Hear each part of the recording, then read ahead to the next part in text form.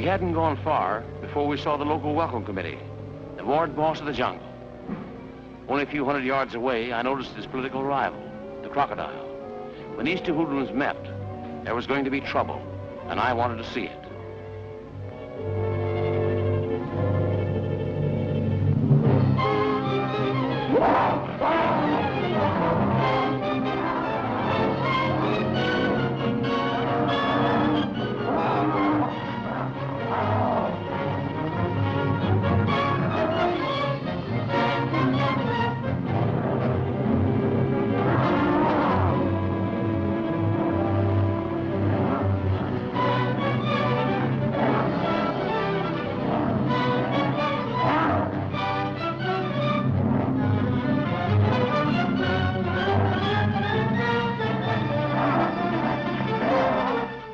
As if Mr. Tiger has had enough. That crocodile's hide is as thick as boilerplate, but the hide on Buck and Ollie wasn't, so we continued our inspection tour.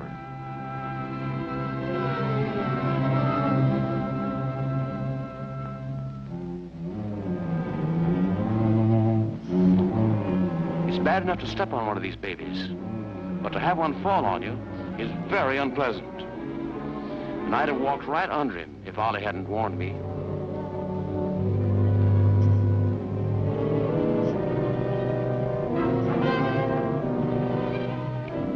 He was a beauty, and we decided to go back to camp and get the boys so we could capture him. But when we got back, we found the python was making his way to a small stream. There was homicide in his heart, and the crocodile in the stream.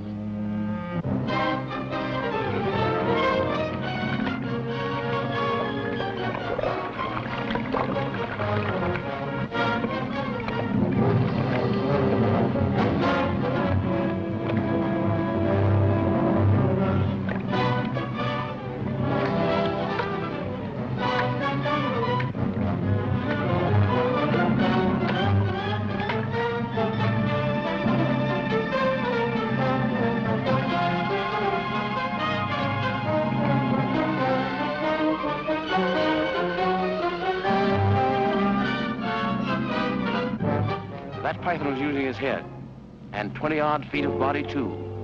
The crocodile was too tough for the python to crush, but the powerful reptile was certainly giving him a pain in the neck. Animals all seemed uneasy, afraid. They seemed to be making for cover, as though some unknown danger was approaching. Then we saw the reason. A huge tiger, with more stripes than a top sergeant and twice as mean, was out looking for lunch.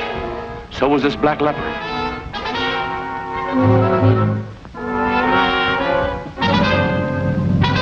We saw the tiger creep up, and suddenly pounce on the leopard from behind.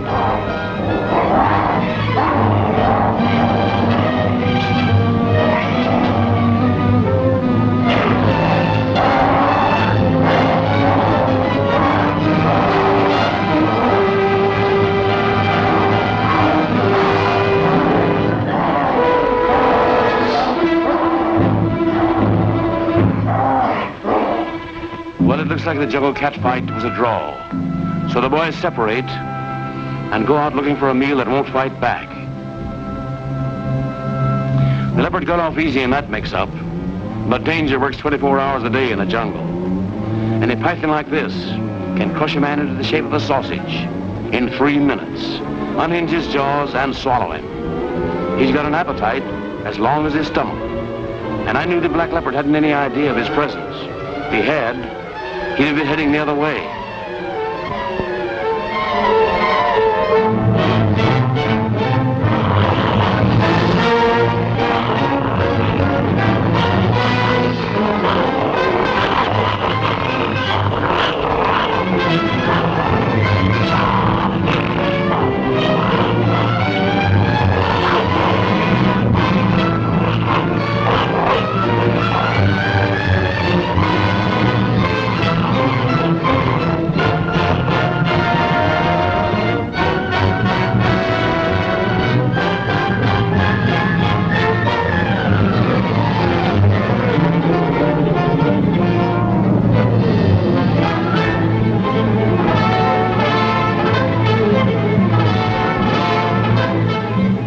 over now. That python sure did a quick job on the leopard. He was a beautiful specimen. So I'd sent Ollie back for a cage and some equipment. I wanted him for my first shipment, and I was going to get him if I had to tie him into a bow knot to do it. He had to uncoil himself from the dead leopard before he could devour his hard-earned prey. But by then, he had seen us, and a python knows instinctively that he has no friends.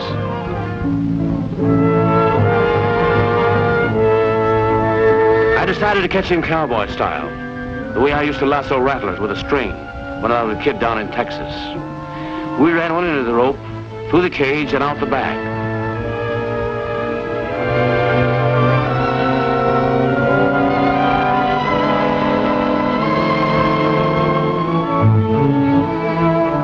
Then it was a simple matter to drop the noose over his head. It wasn't so simple, however, to pull him in. These great reptiles have the strength of several men in a tug of war. I knew that if he ever anchored himself with those teeth, the deadly coils would whip around me like the lash of a bullwhip. I knew that if I wanted to keep my original shape, I'd better keep his head under control. Now, he took a vicious swipe at Ollie that time, so I did the same thing to him. He was pretty well tuckered out by now, but there was enough meanness left in him to make up for it. We finally put more than 25 feet of python where it would do no more harm. He's in the zoo in Chicago now, where his meal times are more regular, but not so exciting.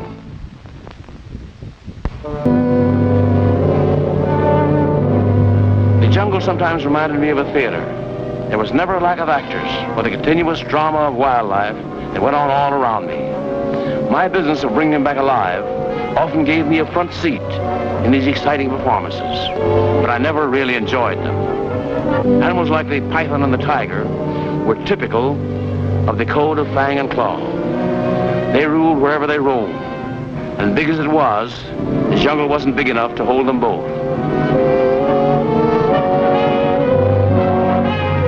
If these two jungle dictators were going to meet and discuss their territorial rights, Ollie and I wanted to be strictly neutral, and we had a 30-30 rifle to reinforce our neutrality.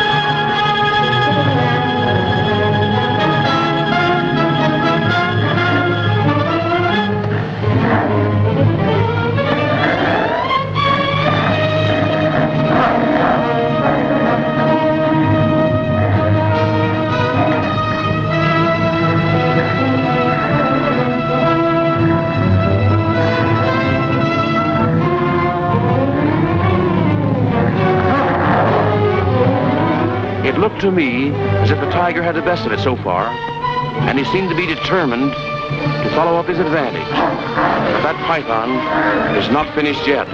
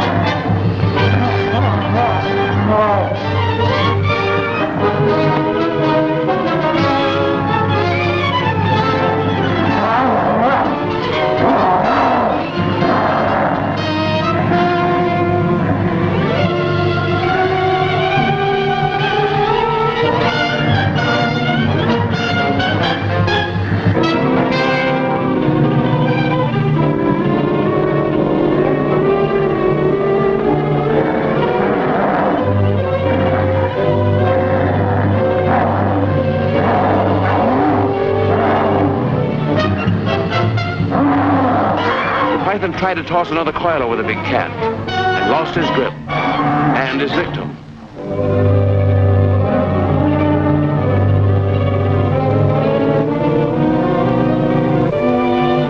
I guess the tiger felt that he needed a drink after that, and he wasn't the only one.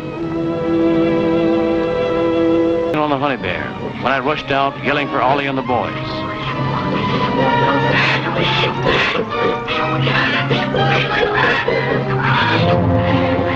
Ollie ran up with a shotgun, but I knocked it out of his hand.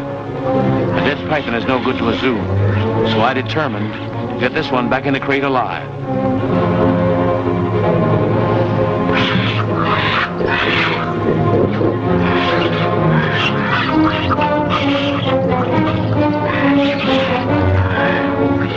It was a tough battle. That big snake had tasted just enough freedom to want more.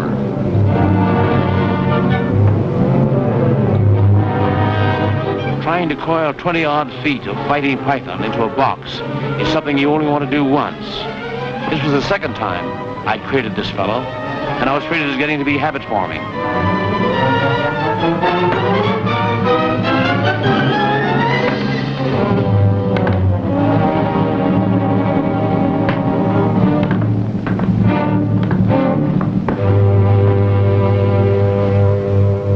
3, so we could pick him up later.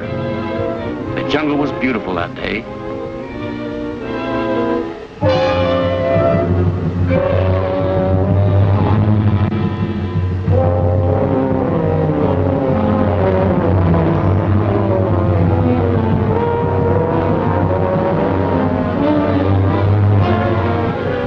The jungle appeared to be full of those mouth deer traps. The natives seemed to build them as fast as I could break them. But I determined that these harmless little creatures wouldn't be molested as long as I could find the traps.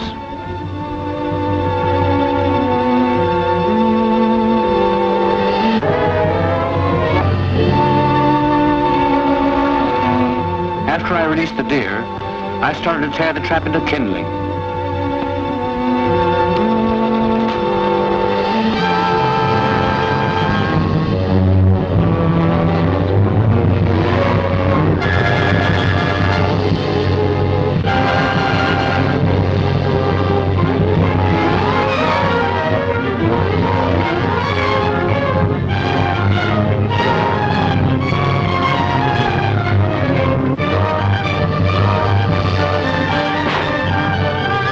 Through his spinal column, he released his hold and I shook the great monster loose. But I had to finish him off with a few more shots.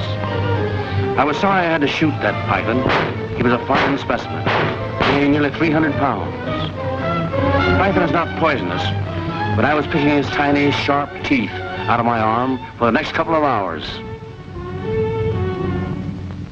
Again, for me to take the long trail that stretches ahead of a jungle cavalcade.